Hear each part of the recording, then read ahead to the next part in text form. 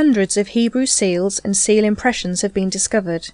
For centuries, papyrus was the main form of writing material. Once an official document was written, it would be rolled up and folded over at each end. It would then be tied with string, and a lump of clay would be pressed onto the knot. This clay lump would be impressed with a seal, usually a signet ring, to identify the owner or its writer for security purposes.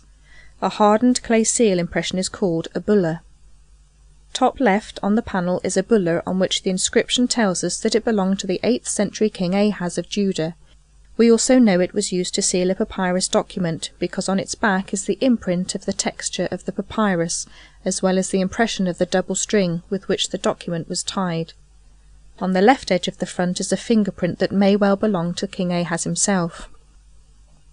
Centre left is a tiny bulla of Ahaz's son, King Hezekiah. Unlike the seal of his father, which just has his name, the inscription on the Hezekiah bulla says, "Belonging to Hezekiah, son of Ahaz, king of Judah," and encircles a picture of a two-winged beetle, a dung scarab. Bottom left is a bulla with a puzzle. A jug containing 17 small clay lumps was found at Lachish in Israel. They turned out to be bullae that had been used to seal documents. One of these was incomplete, but contained the name Shebna Yehu and the word king, indicating that this Shebna Yehu was somehow connected to a royal family. The answer to this puzzle appeared in 2007, when another seal impression stamped with the same seal came to light in Jerusalem. But this time the words Shebna Yehu, servant of the king, could be seen. Clearly, both impressions were made by a seal belonging to an official of King Hezekiah, whom the Bible describes as Shebna, steward over the house. This title, steward over the house, becomes even more significant when you look at a replica of another inscription on the floor. This was found in 1870 on the stone lintel of a tomb overlooking the Kidron Valley in Jerusalem. The inscription was cut out of the rock and sent to the British Museum, where it's still on display. It says, "This is the tomb of something, Yehu, who is over the house." It's generally agreed that the names on the seal and on the tomb lintel are the same Shebna or Shebna Yehu who was rebuked by the prophet Isaiah.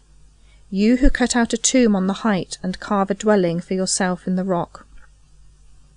Top right is a bulla that's been dated to the 6th century and reads, "Belonging to Jeremiel, the king's son." However, son can mean member of the royal court, and this would fit the Jeremiel in the Bible who was sent to arrest the prophet Jeremiah. Centre right is a bulla that reads, "Belonging to Gemer Yehu, son of Shaphan." It has been dated to about the same time as the Gemariah in the Bible. Gemariah was the scribe who served in the court of King Jehoiakim, but tried to protect the prophet Jeremiah's side.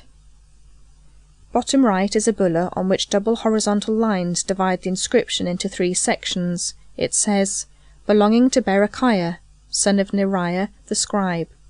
This shows it belonged to Baruch, the son of Neriah, Jeremiah's scribe or secretary. It's now in the Israel Museum at Jerusalem. So it's not just big stones and papyrus documents that lend support to the accuracy of the Bible, but also very small lumps of clay.